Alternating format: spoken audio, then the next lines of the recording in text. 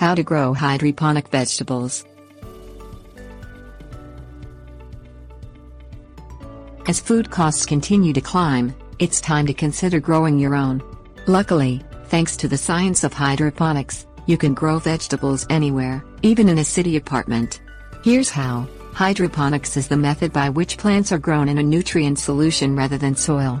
In its most popular form, the roots are propagated through a neutral medium such as vermiculite, sand or coconut fiber. In many respects, cultivating produce hydroponically produces better results than growing in soil. Plants are fed better, so they tend to grow faster. They need less of a root network, so they can be spaced closer. Since the lighting is artificial, plant growth is not dependent on the seasons.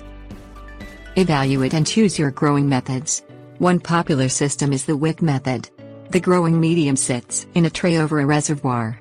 Nutrients are drawn into the vermiculite via a wick the same way that oil feeds a lamp. An air pump aerates the reservoir with oxygen.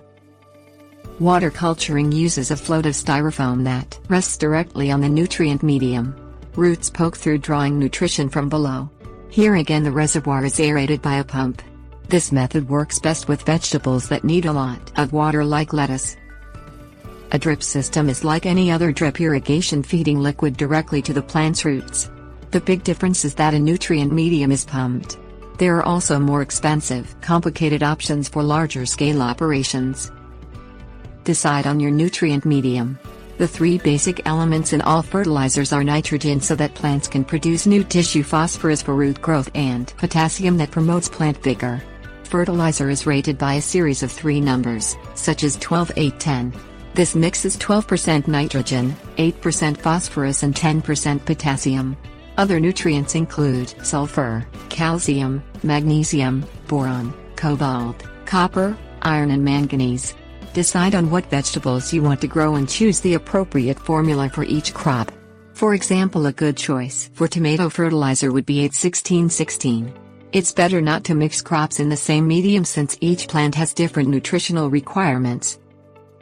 Choose your grow lights. Electricity can get expensive. You want energy-efficient full-spectrum gas discharge bulbs like fluorescents. You can increase the yield of your plants by pinching the branch tips, creating 2 branches from one, for greater yield. Do it every other branching. You'll end up with a bushier plant that will take up less vertical space. In most cases, you can simulate seasons by putting your lights on a timer. Vegetables go to record sizes in Alaska because of day-long summer light about the Arctic Circle.